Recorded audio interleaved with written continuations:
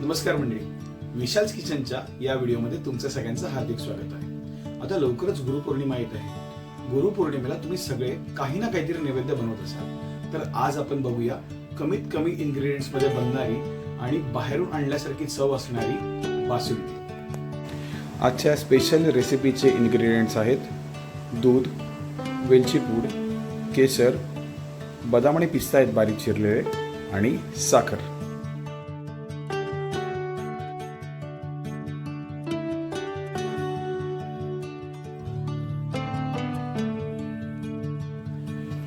बासुंदी बनवताना नेहमी एक गोष्ट लक्षात घ्यायची की ज्यावेळेला तुम्ही भांडं घ्याल त्यावेळेला ते भांडं एकतर नॉनस्टिक असावं किंवा त्याचा तळ जो आहे तो नेहमी जाड असावा. दूध गॅसवरती ठेवलेलं असताना सुरुवातीला गॅसची आच जी आहे ती मीडियम फ्लेमवर ठेवायची आहे, जेणेकरून सुरुवातीला जी दुधाची उकळी येईल ती उकळी आल्यानंतर आपण गॅस एकदम मंद आचेवर ठेवून एकदम कमी करून नंतर दुधाला मध्ये मध्ये मध्ये मध्ये ढवळणार आहोत. हळूहळू आता दुधाला उकळी येत आहे.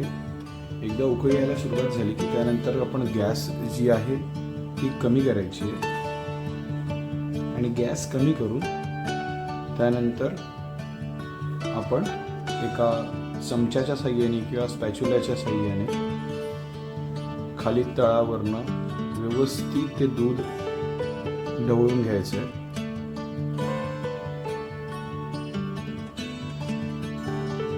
आणि हीच गोष्ट पुढे जवळपास 2-3 मिनिटांनी आपल्याला करायची, जेणेकरून त्या भांड्याच्या खाली दूध जे आहे ते करपलं नाही पाहिजे.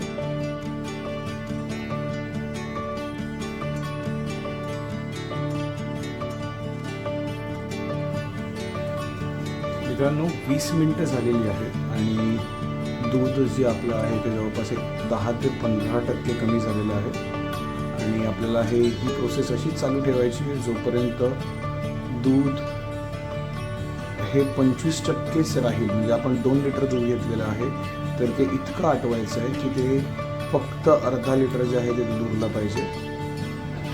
जर तुम्हाला तुम्ही मार्केटमधनं ज्या वेळेला बासुंदी घरी आणता त्याची जर बासुंदी खायची असेल तर ही प्रोसेस खूप महत्त्वाची आहे. तुम्हाला दूध जे आहे ते 1/4 इतकं म्हणजे 25% त्याला आणायचं आहे. जर तुम्ही तेवढं आणलं तर तुमची बासुंदी आहे ती एकदम चविष्ट नक्कीच होईल. मित्रांनो, अर्धा तास झालेला आहे. आपण दूध गॅसवर ठेवलेलं आहे आणि हळूहळू हळूहळू दूध जे आहे ते आटत चाललेलं आहे. ही प्रोसेस थोडी लेंदी आहे पण ह्याच पद्धतीने बासुंदी बनवायची असते. जर आपण व्यवस्थित बघितलं तर एक जवळपास 1.25 ते 1.5 तास लागेल या पूर्ण प्रोसेसला पूर्ण होण्यासाठी. पण एक चविष्ट बासुंदी जी आहे या प्रोसेसच्या शेवटी रेडी होईल. तर आत्तापर्यंत जवळपास 20% दूध जे आहे ते आटलेलं आहे. आपल्याला अजून भरपूर वेळ लागणार आहे हे दूध आटवण्यासाठी.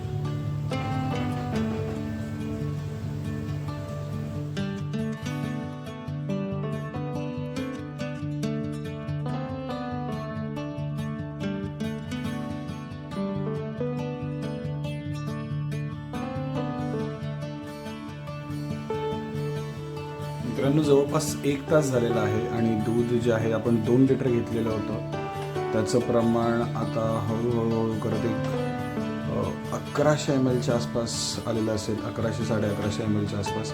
आपण ही प्रोसेस अशीच पुढे कंटिन्यू ठेवणार आहोत जोपर्यंत दूध अजून आटत नाही. अजून एक जवळपास अर्धा तास ते 40 मिनिटं जातील हे दूध जे आहे ते अर्धा लिटरवरती येण्यासाठी. सो आपण हे दूध असंच सतत ढवळत राहूया 1-2 मिनिटांनी आणि हे दूध जास्तीत जास्त प्रमाणात आटवून घेऊया. मित्रांनो, जवळपास 1 तास 10 मिनिटं झालेली आहेत आणि दूध जे आहे ते 1 लिटर च्या आसपास आलेलं आहे. आपण आता त्या दुधामध्ये साखर घालणार आहोत. जवळपास 150 ग्रॅम साखर आहे. 2 लिटर दुधासाठी आपण 150 ग्रॅम साखर घेतलेली आहे. आपण 150 ग्रॅम साखर त्यात टाकणार आहोत आणि ही जी प्रोसेस आहे आपलं दूध आटवायची ही असेच पुढे चालू ठेवणार आहोत. दूध अजून जवळपास अर्धा लिटर आपल्याला आटवायचं आहे आणि ते आटवल्यानंतर आपण बाकी प्रोसिजर जी आहे ती पुढची कंटिन्यू करणार आहोत.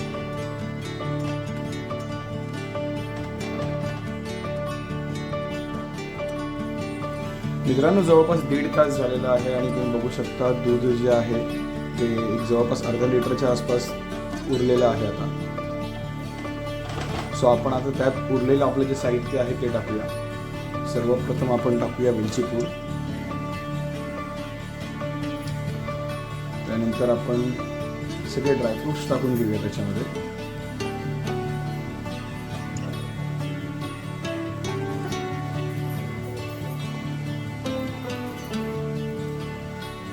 आणि व्यवस्थित आपण हे जे मिश्रण आहे ते आपण ढवळून घेऊया.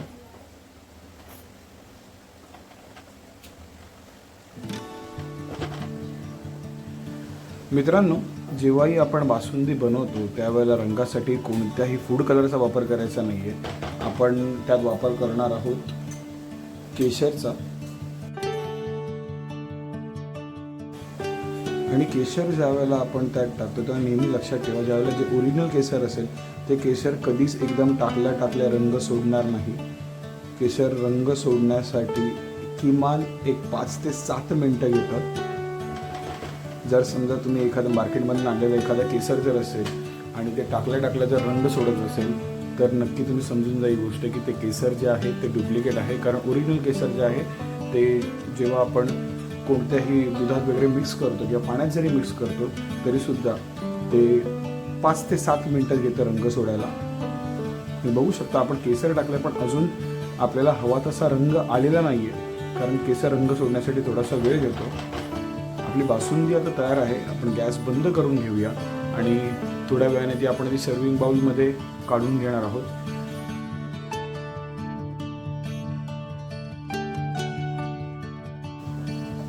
ही बासुंदी जेव्हा नॉर्मल रूम टेम्परेचरला येईल त्यानंतर आपण ती फ्रीजमध्ये ठेवणार आहोत. पुढे काही तास, जवळपास 5 ते 6 तास आपण फ्रीजमध्ये ठेवणार आहोत. त्यानंतर थंड ती बासुंदी आपण खाणार आहोत.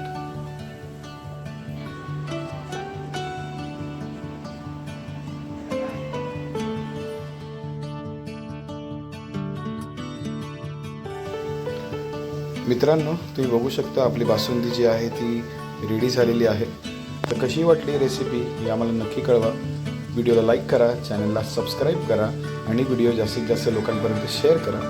धन्यवाद.